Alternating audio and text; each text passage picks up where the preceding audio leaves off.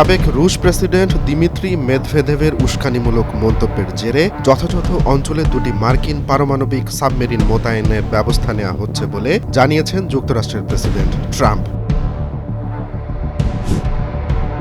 শ্রম পরিসংখ্যান ব্যুরোর সাম্প্রতিক তথ্যে প্রত্যাশার চেয়ে কম চাকরি সৃষ্টি হচ্ছে জানানোর পর এর কমিশনার এরিকা ম্যাক এন্টারফার প্রেসিডেন্ট ট্রাম্পের তোপে পড়েন।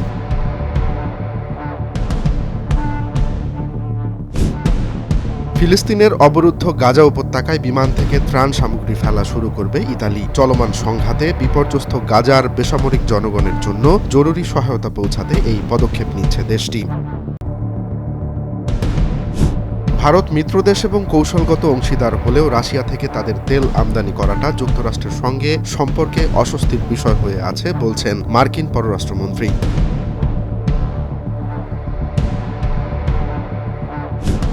গাজায় যুদ্ধের প্রেক্ষাপটে ইউরোপে স্লোভেনিয়ায় প্রথম ইসরায়েলের বিরুদ্ধে পদক্ষেপ নিল। গত বছর জুনে স্লোভেনিয়া ফিলিস্তিনকে রাষ্ট্র হিসেবে স্বীকৃতি দিয়েছে।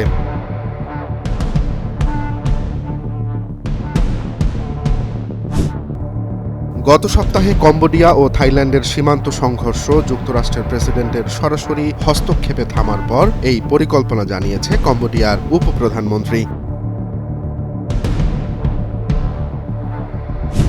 গাজায় ইসরায়েলি অভিযানের তীব্র সমালোচনা করে একে গণহত্যা বলে মন্তব্য করেছেন পুরস্কারপ্রাপ্ত খ্যাতনামা ইসরায়েলি লেখক ও শান্তিবাদী কর্মী ডেভিড গ্রজম্যান।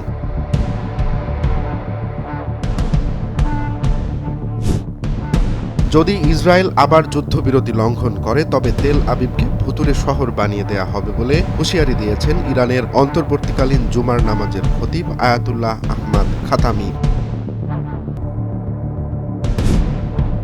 ধর্মীয়ভাবে রক্ষণশীল ও ক্যাথলিক দেশ কলম্বিয়ায় বিতর্কের ঝড় তুলেছেন এক নতুন মন্ত্রী নিয়োগ নিয়ে। একজন সাবেক পর্ন অভিনেতা ও সমকামী অধিকার কর্মী কলম্বিয়ার নতুন সমতামন্ত্রী হবেন।